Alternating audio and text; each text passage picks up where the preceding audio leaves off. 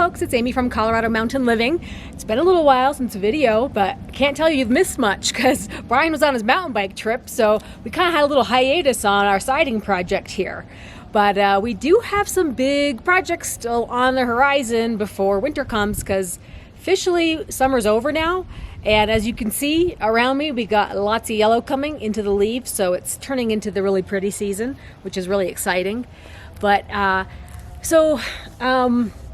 so what we're going to do this weekend is try to wrap up as much of the siding as we can. We still need to pick up the plywood siding for this section of the house and then finish the board and batten on the front side. And we'll have to order, Brian's already ordered the little bit of the siding that we have left right here for that last corner of the house. And we'll be wrapped up on the majority of our siding except for that really high back peak that we got to rent a lift for.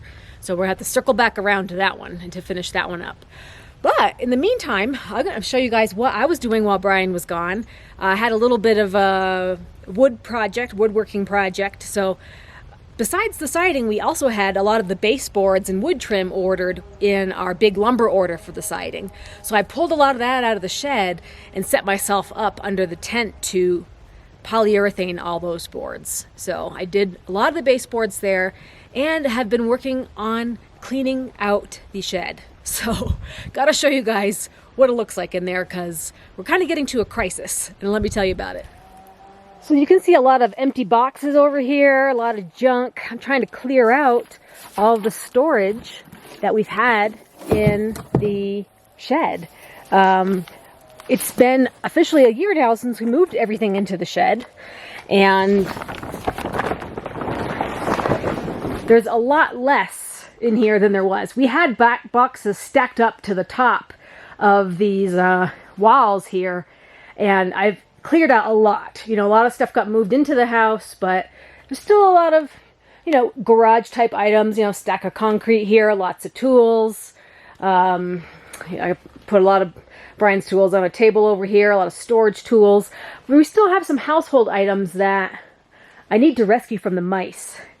So down here you can see some trailings of a little mouse bed I had to empty out when I pulled out some boxes that had maybe some kitchen glasses in there, and I found that the mice were making beds. So this is just empty mason jars. These are things that probably could just get recycled at this point. So I just want to make sure that there's no more sentimental items that could get destroyed by the mice. So we have, you know, photos, mementos, a lot of wall decor, stuff that we haven't really decorated in the house yet. But, you know, some Christmas decorations. So just some things want to make sure that the mice can't get into. Now, they really can't get into these hard Tupperware boxes, and maybe they can, folks. I mean, maybe you've had some experiences with mice chewing through plastic like that. But all the cardboard boxes, I want to just make sure that there's nothing that the mice can get that's has any value. So I'm just trying to clear out the last of the household items, and I'm fine leaving all of the garage items in the shed for the winter.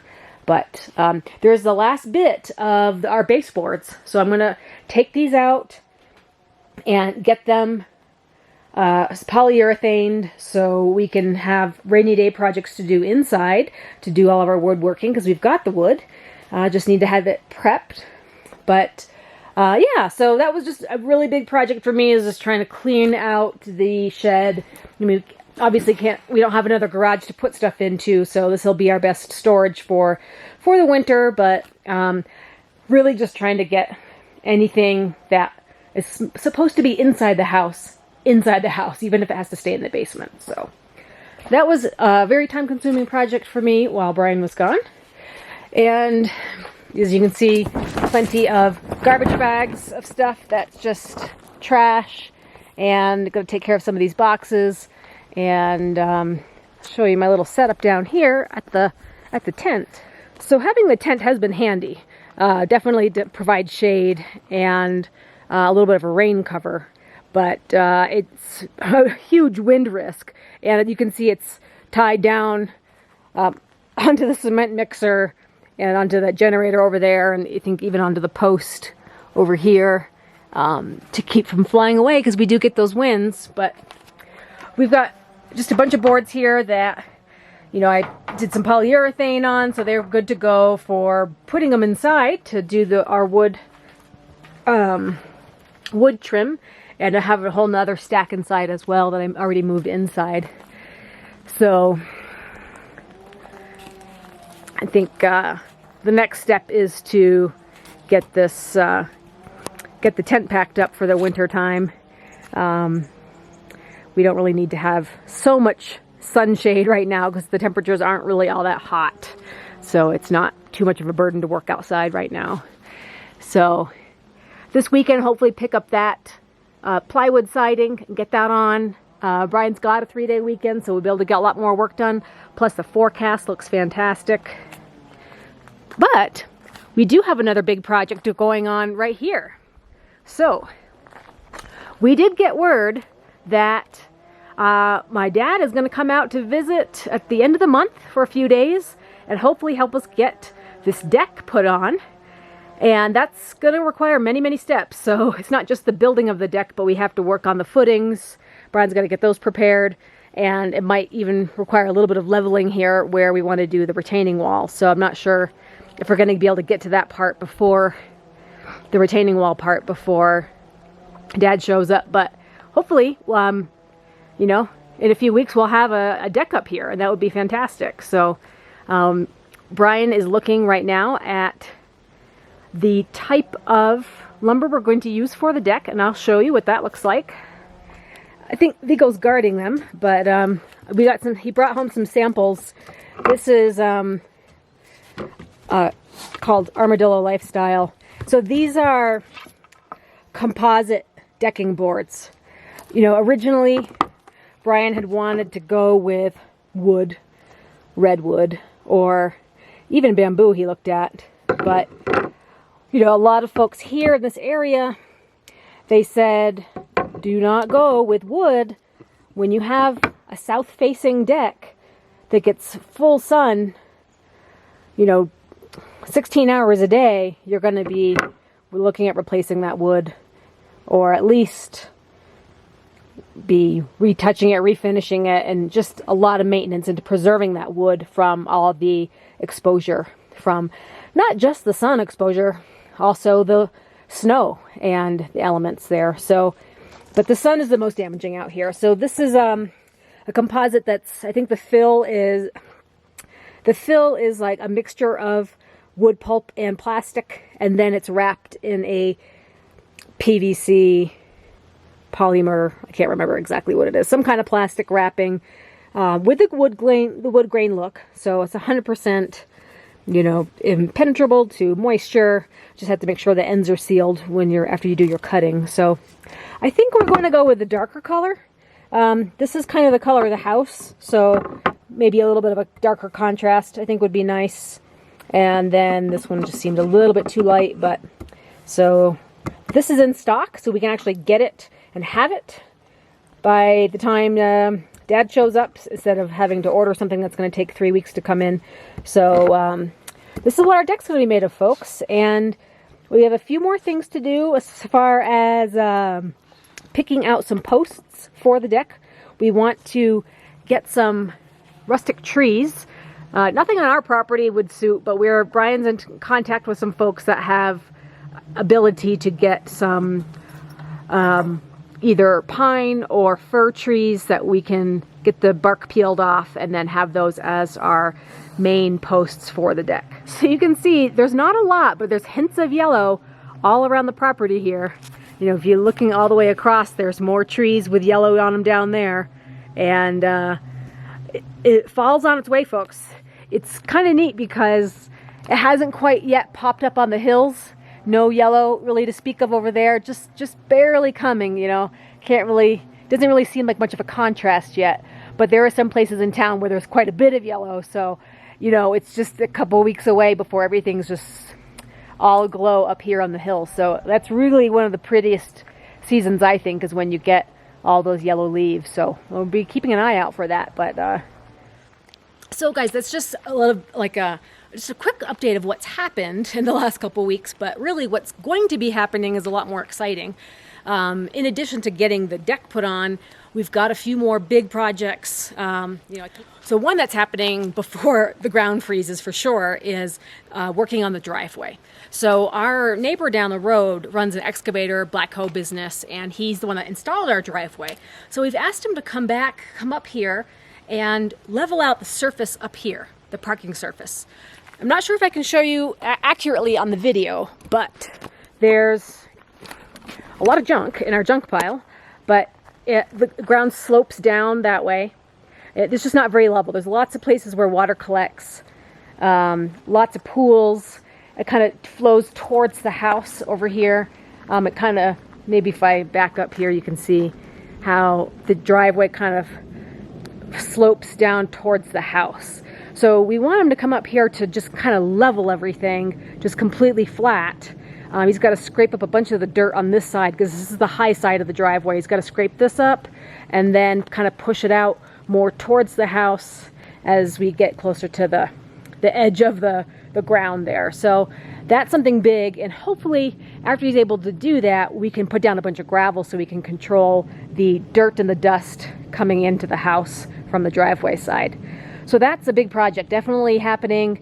We're waiting on a quote, and hopefully that can be done in the next several weeks before the snow falls. Other big projects, well, hard to see beyond the dying grass there, but the septic needs a little bit more cover. So we do have a lot of dirt that we can move around so we can build up the far side, the hillside of the septic system to prevent that really cold freezing that we had last year. So putting more dirt down as we grade the driveway, we'll have a pile to draw from of extra dirt.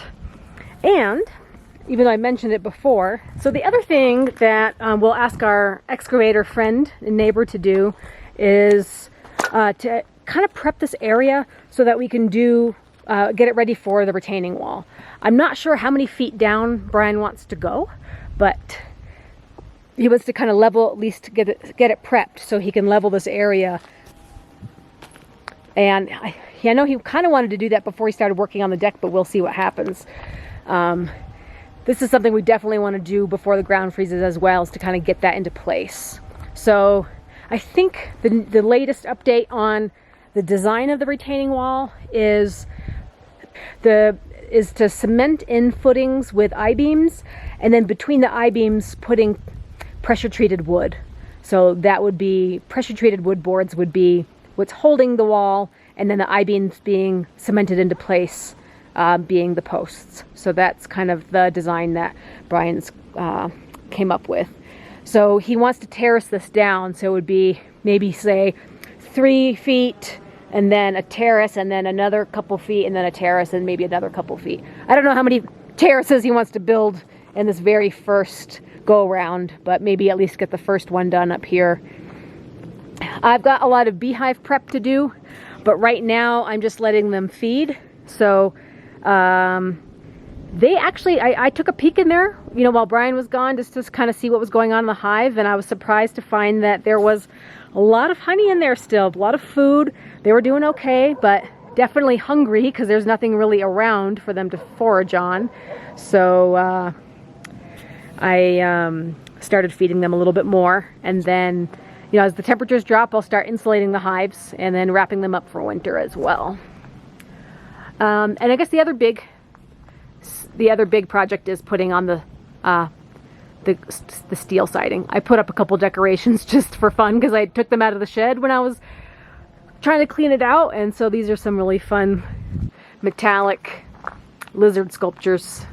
I don't know where they'll go eventually. Maybe they would look cool against the house, but anyway, these guys were kind of fun. So I was picking out some of the decorations that we had that I haven't seen in a long time. So, but yeah, that would be kind of another big project that I'm gonna kind of get done before the winter as well. One other thing Brian has to do is, this is actually a little piece of the foundation that we poured because we thought we were going to be putting solar cells right here, and maybe that's something that comes down the road.